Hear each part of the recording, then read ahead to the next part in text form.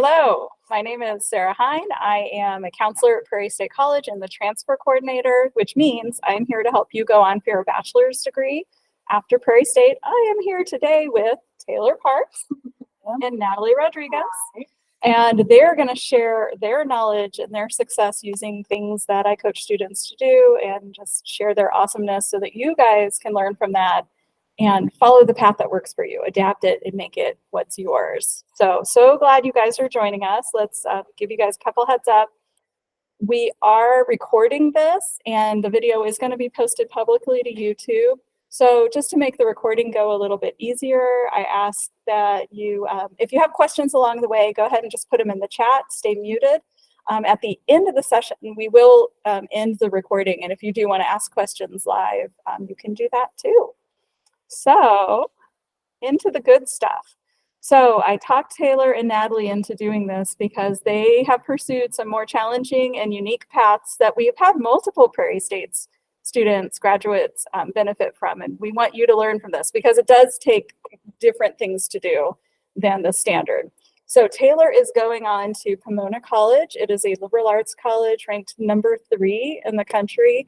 And it has a very generous financial aid program.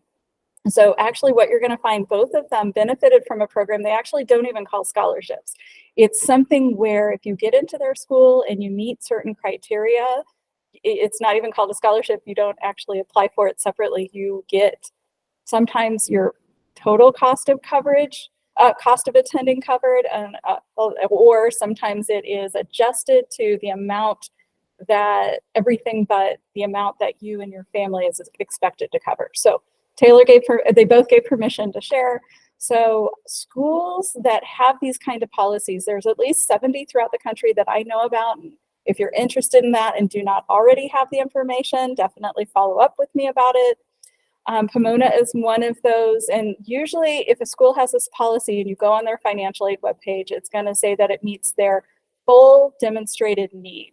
So for Taylor, she also even let us share that calculated out to normally Pomona is going to cost more than $80,000 a year to attend, which gives me a heart attack to think about.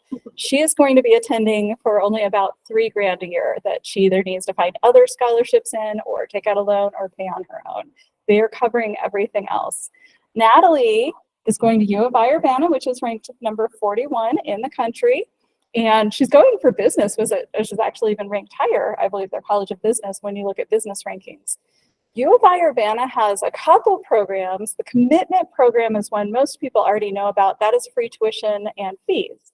But Natalie qualified for a program that is less commonly known, so I'm really glad that she's sharing so we can highlight this because I know there's a lot of Prairie State students eligible for the Promise program at U of I-Urbana, which covers everything. It covers tuition and fees, food and housing, and books and supplies. Now, both of their programs builds in the opportunity to work on campus through work study. And so that's a choice. It does not obligate you. I don't think, does your program obligate you? I think so. Oh, hers might, because it's free everything. Taylor has the choice where if she doesn't want to work on campus, then it'd be slightly more than $3,000 that she would have to do. My personal opinion is always take those opportunities to work on campus. The connections you make with people that are on campus can be so valuable. I mean, that turned into letters of recommendation for grad school for me. All right, so now I'm going to turn it over to Taylor. Talk a little bit about yourself. I'll step back. Hi, everyone. I'm Taylor again. So my major is psychology at Pomona College. They call it psychological science. And so while I was planning to transfer, there was a few schools that I had chosen. Most of them were all need-blind schools like Pomona. So the schools that I got accepted to were Emory, Jackson State, Pomona College, Swarthmore, and Wesleyan University. There are also some schools that I got rejected to as well, which is Grinnell College, Johns Hopkins University, and Williams College. But thankfully, I did get accepted into some of these other universities that also provided me a great financial aid package, but I chose Pomona College, which offered me the most. And that's where I'll be attending this fall.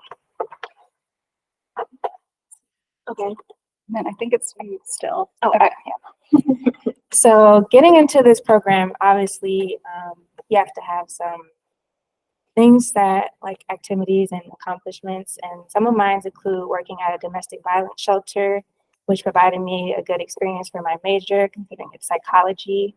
At first, I did an internship for Prairie State, and then they offered me a job, which I worked 24 hours each week. I also do Phi Theta Kappa and the National Honor Society. I was on the Dean's list for Prairie State, and then I had a 3.9 GPA. So applying to the schools, some of the schools, they don't take your SAT scores, which I was really appreciative of because mine wasn't the best. So I did not submit my SAT score, and I was still being able to step into these selective schools. Yeah, and then why don't we stay on this really quick? So I just want to add into this. This is what Taylor either wrote about in her essays or included in her application. And I love how this is a really contained list. So sometimes you think that you have to only have a 4.0 to be successful, or you have to have this massive list of things that you've done. But Taylor's instead shows another thing that can be helpful, which is a very focused way that she went about her activities, and that was very deeply into domestic violence, which has a good connection with the psychology that you have in your future. So this is the sort of things she engaged in at Prairie State that became things she wrote about, or things that she listed on the applications, or ways that she met people and got letters of recommendations later, because those are important. All right, thank you. Okay. Hi, I'm Natalie. I'm got accepted into U of I. I am majoring in accounting, so I'm going to be in the Gies College of Business at U of I. And then I did only apply to U of I. I had a broader list of schools I was planning on applying to, but as I'm going to mention further on, it was really helpful to have the due dates for each application prior to submitting them, like knowing. So I was able to list out which school had the earliest application date, and U of I was the one. So I was fortunately able to see that I was accepted to U of I prior to submitting my other applications. I was a couple of days away from submitting my UIC application, but I kind of deep down really was hoping for U of I. So once I got accepted, I knew that that was kind of where I wanted to go. And then, yeah. And then I also, right when I got accepted, I knew that I got the Promise Act. So that also took a lot of stress off from like possibly wondering what I would have gotten if I applied anywhere else. So yeah, these are my activities and accomplishments. I was in All In Alliance. I was a treasurer fall of 2022. And then we had a little bit of a switch, and I was promoted into president for spring 2023. And with that, we did a lot of volunteer work and helped out in the school. So that was really nice to include in my essays. I also got an outside scholarship from Prairie State College, which was called Chicago Dia de los Niños, which was for Hispanic students in the Chicagoland area. I'm a Phi Theta Kappa member, an Alpha Beta Gamma member, which is the Business Honor Society. I was on the Dean's list.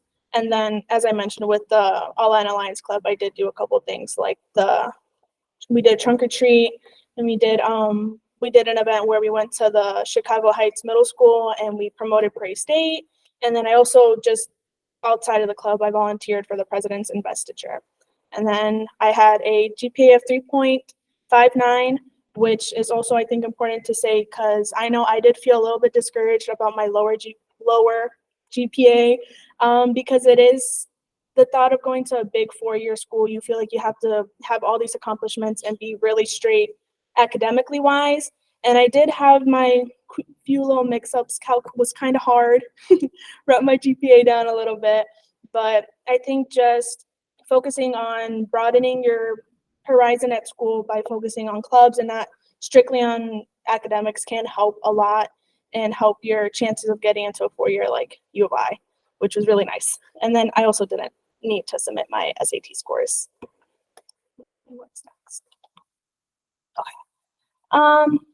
And then these are just tips. So yeah, social media really, really helped. I think TikTok was the biggest help for me. There are a lot of people on there who have both like tips for applying, which is really helpful. And they also have a lot of tips on like the specific school you were thinking of going on. I don't know if you Yeah, I also use social Look, media as yeah. well, and not even just for like academic wise, seeing the different students, how they interact with other students. If you feel like you'll be a good fit at that school, it's definitely important to look at the social media in that sense as well. Also double check that the schools take online classes. I happened to do hybrid during my first 2 years at Prairie State, and some of those classes did not accept. And I know a lot of other nearby schools are like that as well. So it's important to contact like your transfer counselor and make sure that the classes that they take accept. I also use transferology a lot as well. And it mostly helps for Illinois schools. Like I try looking for Pomona College on transferology and it didn't pop up along with many other schools. So definitely like contact them, the school you want to go to, and make sure that they take your classes. They're usually always willing to help you and give you a chance. I agree with that one.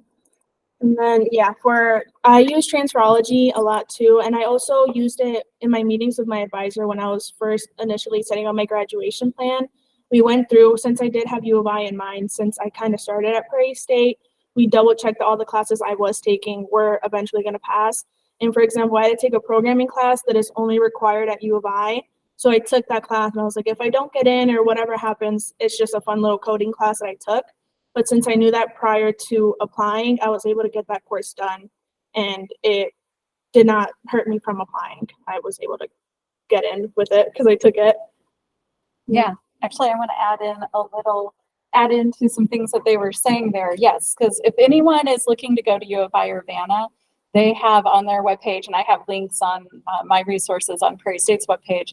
They have a transfer guide and a transfer handbook that goes into detail of you need to have specific classes done if you're transferring in as a sophomore or as a junior to be considered for admission. It is much more detailed and specific than most schools are. So that was a vital class for Natalie to get this specific programming class. It's not a standard class required of her major at other schools, but because she was doing the research and working with her advisor beforehand, and they had that knowledge that she already knew. And I wanted to add what Taylor was saying about online classes. Schools that have rules about whether they accept online classes or not, that usually is in the very highest ranked schools. The ones that are especially hard to get into. If you see that policy, it tends to be like those kind of 70 schools on that spreadsheet I was talking about, that there are schools that are much harder to get into, but once you get into, it actually might be free or almost free to attend, depending on your family's income levels. Sometimes it could be $30,000 a year to attend, or it might be free, or it might be $3,000 a year. It really depends on family's income. So that's a follow-up conversation to have with me about. But that rule about online classes, those schools tend to put some weight into the student being used to an in-person classroom environment and having a really discussion-based kind of class experience. And so they're more likely to have a policy about online.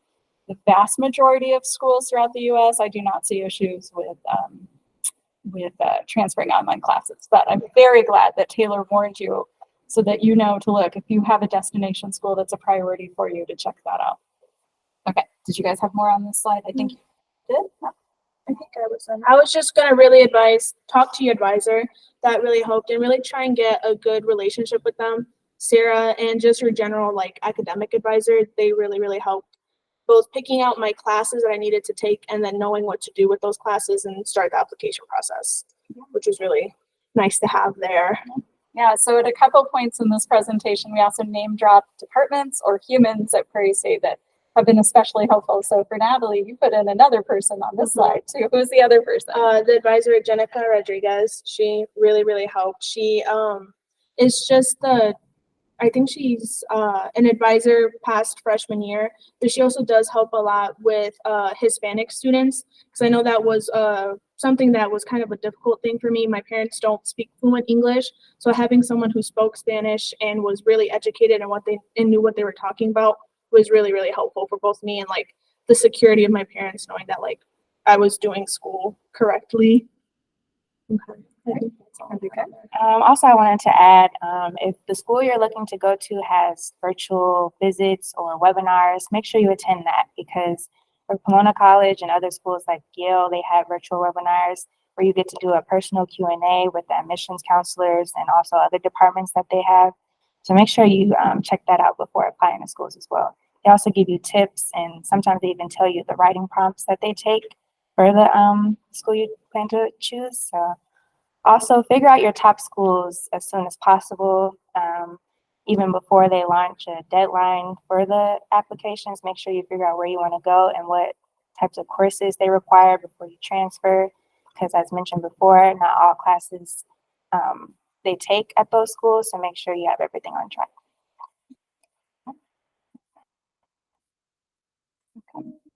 So yeah, like she said, make a list of the schools you're planning on applying to. And then once you kind of have that list ready, kind of organize them. That's what I did. I organized them in order of due date because some were due like really early and some were due like in June, which is like pretty late for the application process. Maybe look into it because maybe there's a deadline for like to get full aid. I don't know, just kind of like make sure you do your research on it. But I really calmed my nerves of like the stress of like I have so many applications due. Having the dates set out was like, okay, I'm gonna focus on this one and then this one, but this essay prompt relates to this essay prompt, so you can kind of merge them together. So just having it listed out really helped me, at least with my nerves and like feeling like I had too much to do all at once. And then yeah, how it says on there to kind of start early, kind of having it gives you peace of mind knowing that you have it ready. It might be nervous, like anxious to do it so early on over winter break when you feel like you have so much time. But I feel like in the long run, it's really going to help you kind of set out your plan of what the plan of action is going to be about applying. And then I didn't have letters of recommendation, but I don't know how early you.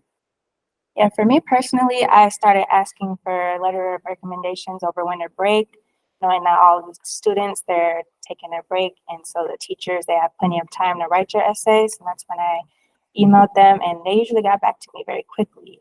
Also, selecting your teachers for letter of recommendation, make sure it's a professor that you have that knows your skills, shows like you showed them your capabilities, not just your favorite teacher, but they see how persistent you are and they can speak well on you in the applications. And then yeah, it mentions the writing center on there. I did go for my essay. I feel like a lot of people feel like the writing center won't really do much, or like you can just write your essay at home. But it was nice to have a fresh pair of eyes on it that had more of an academic view. Because I did have friends read my essay, which I also think you should do. If you have any friends or family that you trust and you don't mind them reading your essay, really, really help. Because it's even like the little things like you wrote "and" twice, but since you're reading it, you just kind of skip over it because you know it's supposed to be there. Having a fresh pair of eyes on it really, really helped me. And it kind of led me in the right direction of what I wanted my essay to be about. So I would really recommend going to the writing center and then speaking to Sarah Hein and your advisor. I also went to the writing center, and that actually helped a lot too. They read some of my past essays, make sure everything is like aligned. I also had my English professor help me, and he definitely marked my page up with plenty because I definitely made a lot of mistakes, and he definitely helped me with that, and like also gave me tips to help like strengthen my essay. And so yeah, definitely talk to your English professor as well. Yeah, so that was Professor Evans for you, right? Professor. And then I think, did you put in Professor Cornejo as just being a generally supportive Yeah, person? Cornejo, like I said, I'm a psychology major. She's the psychology professor here. She definitely has also been very helpful during my application process, schools to apply to as well. So anybody who the major you plan to transfer to, your professor, make sure you talk to them as well. Tips. And Sarah also really pushed me to have an open line of communication with the school, because if I ever had any questions, she would help me out. She would give me her advice, but she was like, check with the school, make sure you have the 100% correct information, but also showing that you're reaching out months before the application is due will show that you're really invested in the school and you really do want to go. And it will maybe help your chances of getting in because they're going to see that you're really invested to the school and you're willing to clarify and not just kind of go with the flow and just see what happens with these like little questions that can add up throughout the process. Ready? What about the personal email? When have you added that in? Personal email. Sometimes people ask, should I use my Prairie State email or my personal email? So yeah, for me, I use my personal email. because obviously you're not going to be at Prairie State forever. So when you want to reach them or they want to reach you, it's best to have your personal email as the contact. And I did want to say about the personal email, once you kind of start getting the feedback from the schools, try and like favorite or star their email so that when you get an email from them, it is a little bit bolder than the rest. Because in my personal email, I do get a lot of spam or like store emails, which can be kind of distracting as you're scrolling through. So it was nice to see like financial aid. It was starred, and if I need to look for it, I needed to double check again, it would come up quickly. Yeah, put it in your personal email in case your school email does eventually get deactivated, because I think it does after a little bit. I know I'm technically graduated and I still have access to it, but I'm not sure how long that's going to be. So do try to get your personal email until you get accepted into whichever school you're hoping for, and then you get the email for that school. Oh. Mhm. All right, so Taylor. Okay, so in regards to my essay, when I was a senior in high school, I went a different route than when I transferred from Prairie State. Previously, I wrote a more personal, emotional essay because I've been told, like, usually those are the ones that help you get into schools. But I wanted to try a different route this time when I transferred. So I decided to write something that I was passionate about, which was mental health in the Black community. And they personally, when I got accepted to Pomona College, they personally told me how they really liked my essay and they feel like I could do great things at Pomona based on what I wrote. So yeah, you don't always have to tell a sad story. And also writing this essay, I started over winter break, gave myself a lot of time, not having no stress about deadlines for other classes and everything. I also wrote my essays and like my priority was based on the deadline. So whichever one was the soonest, which was Pomona, which is February 15th, I started with that. And whichever one was closer, I would go off of that. When I wrote my essays, I did it on a Google Doc, just like Natalie. I usually struggle writing like personal stuff, so I just wrote whatever came to mind, and I just kept on revising later on, coming back to it.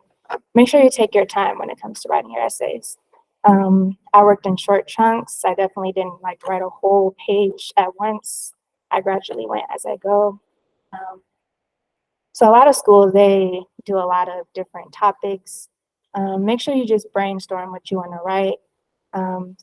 Multiple schools, sometimes their essays align to multiple prompts. So I use my essay about the mental health and community for a number of other schools, which also helped. So Pomona Rep, they shared how they liked how my essay was tied to the community, which is what they seem to value at Pomona College. And like I said, I wrote about mental health in the Black community. So like I was saying before, like the schools that you plan to apply to, look at what they like and what they look for and make sure you apply that to your essay as well. You don't have to exaggerate, make sure you're genuine as well. Because like you can make it seem like you do a lot, but they can always tell. So yeah. Did you mentioned kind of seeing what the school likes? Yeah. Where were you finding that sort of thing?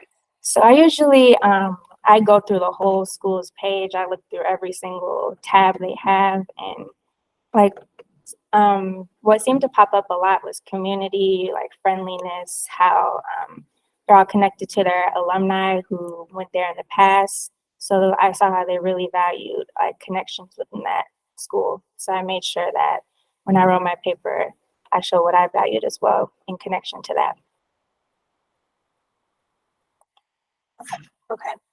And then as for my essay, I again only really did, well, I only completed one because I got accepted before I was able to submit my other ones. But for the one that I did do, I actually wrote two because they were two majors I was hoping to get into at U of I. I applied to accounting, but I think it's their second hardest major to get accepted into. So I was like, if I can't get into accounting, Sarah mentioned agricultural accounting, which is pretty much the same thing, but it had a little bit of an easier acceptance rate. So I did have two essays for it. So for both essays, I copied and pasted the prompt into the doc. And then I just kind of did bullet points on what I wanted to talk about. For example, my accounting essay, I believe the prompt was something, it was pretty straightforward as to like, why do you want to go to the school? Why did you choose this major? So like, how Taylor said, I couldn't really get super like emotional, or how most people think that college essays are very like personal narratives. This one was more so straightforward, but I still wanted to show my personality a little bit. So accounting, I related it to Sudoku, which is like the puzzle game, and how I used to do that with my mom. And I kind of started it off like that, but then I did bullet points on what else I could bring into. And then again, how Taylor said, I scoured their website. I tried to put specific information in there to show that, again, I'm invested in the school. I know what you have. I know what internships you guys allow. I know what people you've had to come speak. And I feel like that, since it was more of a formal essay, it wasn't so personal, it did really help. So I wrote those 2 essays. Again, as I mentioned, I went to the writing center to get a fresh pair of eyes on it. I had friends read it. It went really smoothly because I did go little by little, and I did give myself enough time to work on it. I feel like maybe I could have started a little bit earlier, just because I didn't give myself as much time as I probably could have to like really think it through. But I think as long as you start it early on and you do have those bullet points of what you kind of want to say and slowly work it out, I think it would really help. So yeah, you can go more emotional. You can relate it to your family or whatever you wish to, like how I did. Or if you wish to be more formal, you can focus on just really what you're going to bring to the school and why they want you there. I think that was something that was also really important for that one, was why you want to go, but why you are going to benefit them from being there. Because they ultimately, as a transfer, it is a little bit more difficult. I feel like they often assume that you have more experience. So showing like, I did this, I did that, I'm going to do this when I'm there. And after I graduate, having your name associated to me is really going to benefit you. Just kind of like hype yourself up, I guess, to try and get yourself in, just prove that you're going to be a good asset to the school. I think that's all I got. Yeah, so it's kind of just to add to that, you're talking about why you would be a good addition to the community, the educational community at the school, both during as a student, but also as an alumni. Yeah. And not just U of I Urbana. Actually, I go to things that they host annually to help community college students transfer, and they're like, do not tell us how much you love the football team. We want to know, or if you're applying to like a California school, do not tell them how much you like the beach or the weather. Like, they want to know why you want to be there academically. Yeah. All right, letters of recommendation. So I'll take the lead and you guys kind of add in as needed. I always want to say, I love when you ask someone, and I think Taylor mentioned it, ask them if they can give you a strong recommendation, because people are nice. They might say yes, but you want to get the best possible recommendations you can get. So you want to choose people who know you really well, that they can talk in depth about how awesome you are and your potential. So you want them to know you really well professionally or academically. So usually you're wanting to look at supervisors, that could be for paid work, volunteer work, academically, your professors. But if there is someone that has a different role in your life that could really speak strongly as well, you should ask them too. But making sure you almost always need at least one from a professor, sometimes 2 from a professor when schools require letters of recommendations. Not all schools require it. But the ones that have these really generous financial aid policies where you get more money almost always require more essays and letters of recommendation. So that's our focus for the session. So we're talking about that. When you are asking someone for a letter of recommendation, I recommend asking them at least a month before the deadline and provide as much information as you do know. I know you don't always know, but sometimes there's a form or something on the website, so you could send them, this is the information they have for people writing letters of recommendation. Sometimes it's just I put your email into the Common App system, and that's all you know, and you just know that they're going to get emailed. Provide them with information so that they can help you and write the best possible letter. So information to provide them, and these are things if you want to go to especially competitive schools or go after hard to get scholarships, it's a good thing to start keeping now if you don't have already, is basically a resume of your activities and accomplishments, your honors, your things you've been doing, your actual resume. So sending these to people you want to ask a letter of recommendation of, your actual resume, make sure that they know what program that you're applying for, the school, if there is a link to it. Let them know when the deadline is. And if there is any information that you do know that you're going to be putting their information, that they should be getting an email, or there's a form they need to, or they just, here's where you need to send it to by this date, whatever you know, share that information. Just a heads up, letters of recommendation are not always required, like I said, for schools. So U of I Urbana generally doesn't require letters of recommendation. Some of their majors do though. So look at both of that. GSU, UIC, same thing. You generally do not need a letter of recommendation unless you're in a more selective major, which tends to be like social work or maybe education. It can vary. Did you guys want to add anything? I know you talked. Yeah. Yeah, before you ask for a letter of recommendations, even before you start applying, make sure you have at least 2 people that you could use for a letter of recommendation. Because I know like the more selective schools, they always ask for 2. They require 2, not optional. So make sure you have 2 people. Yes. Yeah. You don't want to scramble last minute. Yeah. All right. Financial aid. Yeah. So for me, this was a learning experience when I was applying. I learned that it was not just FAFSA that you had to do. You had to also do your CSS profile when you apply to more like the need blind schools, the selective ones. So when it comes to financial aid, make sure you do your CSS profile, like basically when it opens up, because usually you have to submit like a whole lot of documents and it's way more precise than FAFSA. So make sure you have everything ready, like with your parents when you do your CSS profile. What else? Some schools, they require like your W-2, like it's super precise. And usually the CSS profiles, they have a fee waiver. They did that for me, so if you don't have to worry about the cost if you make below 100,000 for your family income. So make sure you do that ahead of time. Okay. And then for my financial aid process, I did reach out to my advisor, Jenica Rodriguez, but I know not all advisors do that. So I would try and inform yourself as much as you can about FAFSA. I'm assuming if you're transferring, you have done your FAFSA at least twice here at Prairie State, but I know online has a bunch of videos, and I know some things are changing in FAFSA this coming year, but I think just kind of speaking, because I think they changed the date from October 1st to December 1st, I believe. That could be a little bit off. But yeah, just have everything ready, talk to your parents, have the taxes ready, make sure they're for the correct year, because that was always a little bit confusing.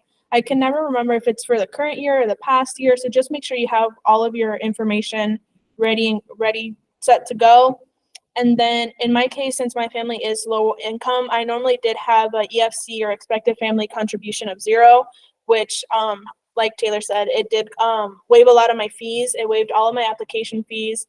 And then that was also the way that I got my Pell Grant, MAP grant, which also really covered a pretty large chunk of my tuition at U of I. So yeah, just kind of, I don't know, EFC means kind of what it sounds like, what you're expected to pay based on your level of income. And then I think it goes up to 5. I'm not sure. Oh, it can. It Go can really, to really high?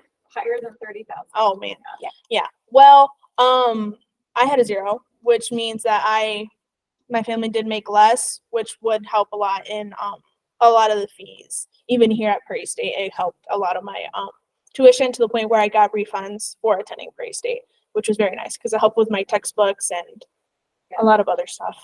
Yeah, I want to add in, so the EFC, usually people don't know what theirs is unless someone has asked them for it. So you can get that in your financial aid account, but you also, if you need assistance with that, or if you've turned it into Prairie State's financial aid, they'll know what your EFC is. You can literally go into the office and find out, and they can show you how to find it out in the future.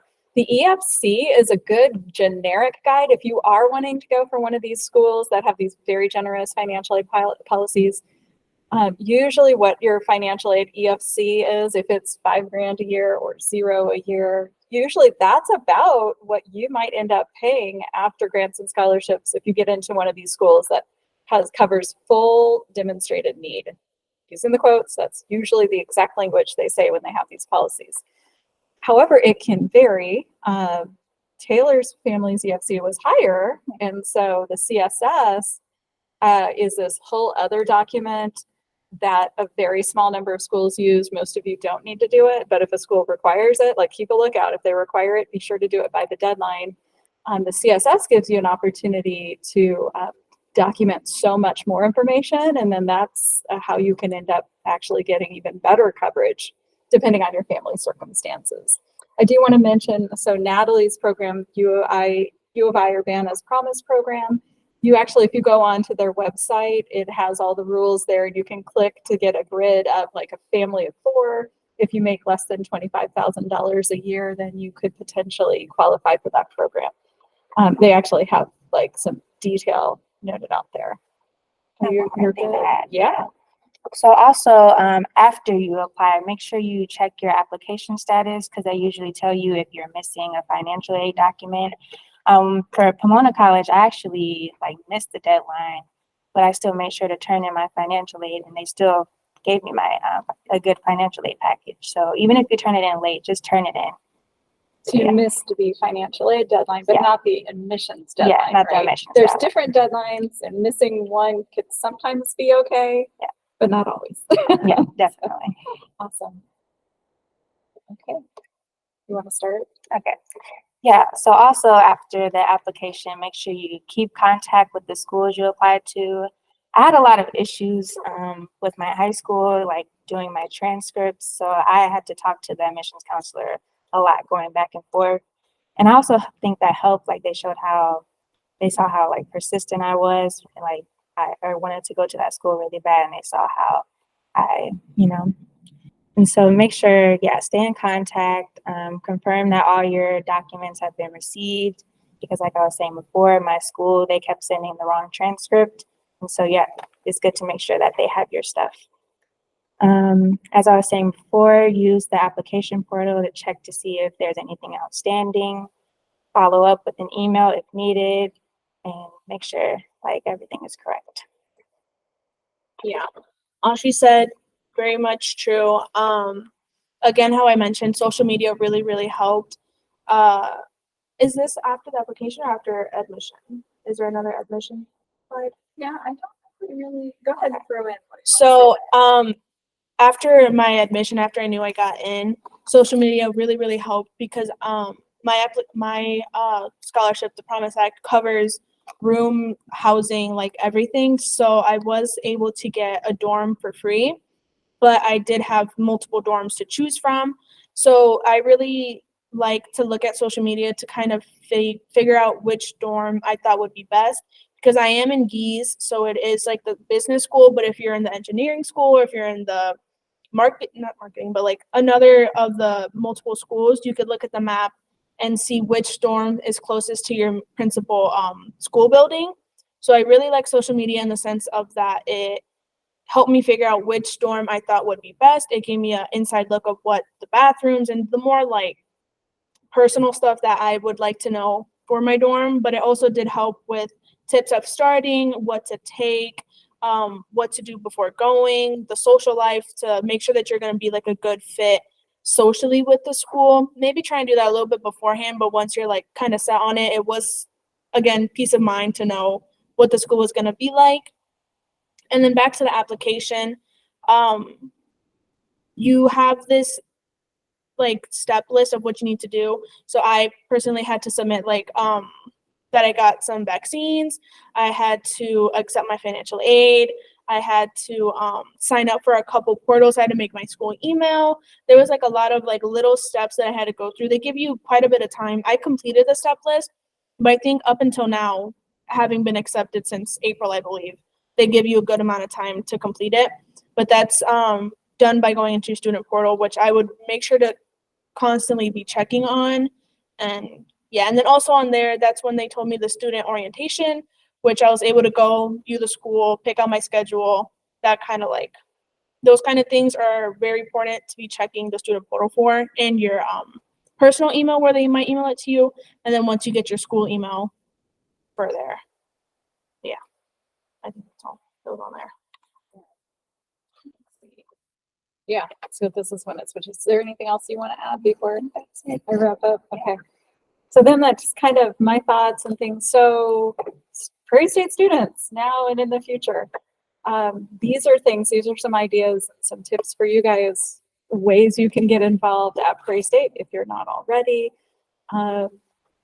To be successful getting into highly competitive schools or getting highly competitive scholarships, you need to usually show that you're involved in the community, you're a leader, whichever things are right for you. You don't have to do all the things, but getting involved or really dedicated to your academics, so internships, publications, research. There are Prairie State's faculty that do these things with students. They'll support you on connecting, and our career services is a great resource. Joining our Phi Theta Kappa Honors Society, if you have a 3.5 GPA or higher and at least 12 credits at Prairie State, you should be eligible and you should join it, because that is a nationally recognized honors that if you're going to do nothing else in the honors societies, do that one.